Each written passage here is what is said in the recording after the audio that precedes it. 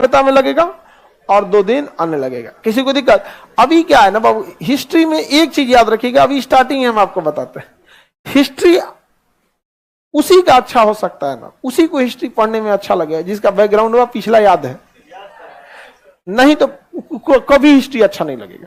पढ़ेंगे लेकिन भूल जाएगा। इसलिए डे 1 से हम आपको कहते हैं हिस्ट्री पढ़िए कम, रिवीजन कीजिए ज्यादा। घरे पढ़वे मत कीजिए, हम ही बोलते हैं हम आपको खुदे पढ़ा देंगे, इतना जिम्मेदारी से हम आपको समझा देंगे, पढ़ा देंगे, याद करा देंगे। बस एकदम मेहरबानी कीजिए कि 10 मिनट निकाल के एक दूसरे से थोड़ा सा पूछ लीजिए सीरियसली। 10 मिनट आप पूछिए, जब पूछिए ना तो कोशिश कीजिए केवल ध्यान पूछने पे रहे, समझ में गया। और जब सुनाइए तो टोटल ध्यान किस पे रहे, सुनाने।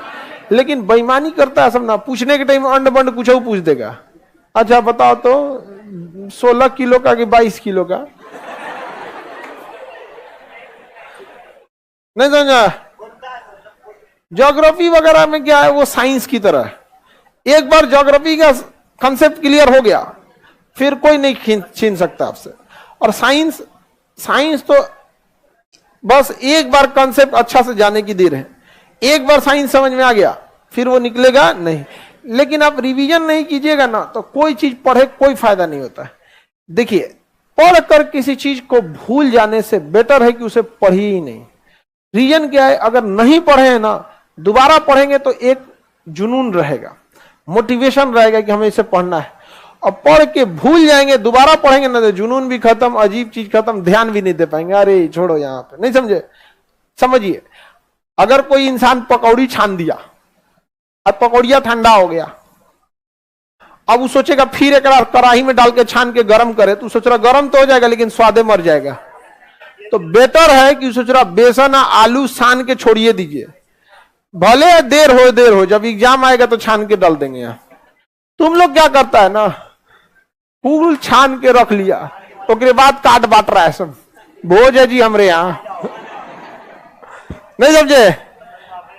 आगे बढ़े, हमको याद ही नहीं होता है, ऐसा आप ही नहीं है, 90% इसमें वैसे ही, समझा है ना। याद नहीं होता, आप समर्पित रहिए, 4 बार उसको देखिए, 5 बार देखिए, कैसे याद नहीं होगा।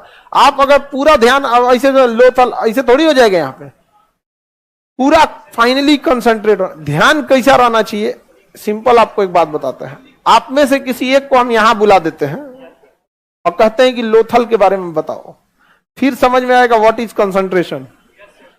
फिर घर कहां है, गैस भरवाना है कि नहीं भरवाना है, रूम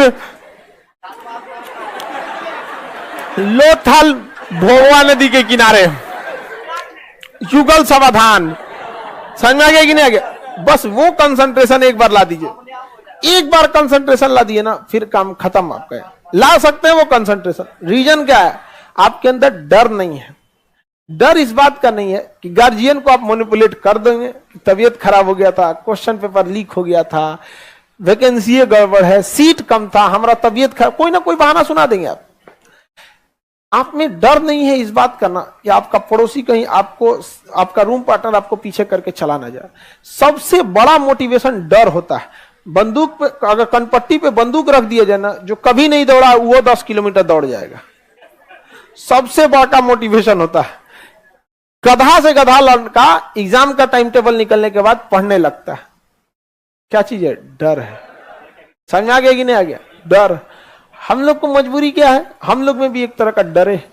ऑन कैमरा है, पढ़ाते पढ़ाते अगर कोई चीज दिमाग से स्लिप हुआ तो मजाक उड़ा के रख देगा, से खान सर अब बुढ़ा गई लो। समझ आ गया कि नहीं आ गया। बहुत दिक्कत है बिना मटेरियल पढ़ा।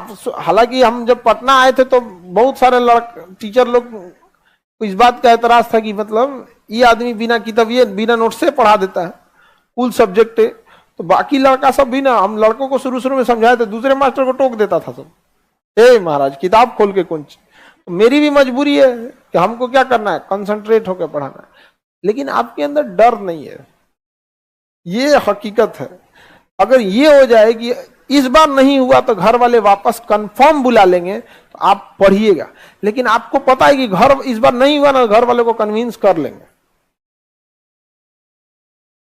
जिसको याद हो जाता है वो अपवाद है। हाँ जी चलिए आगे कल समझेंगे लोग।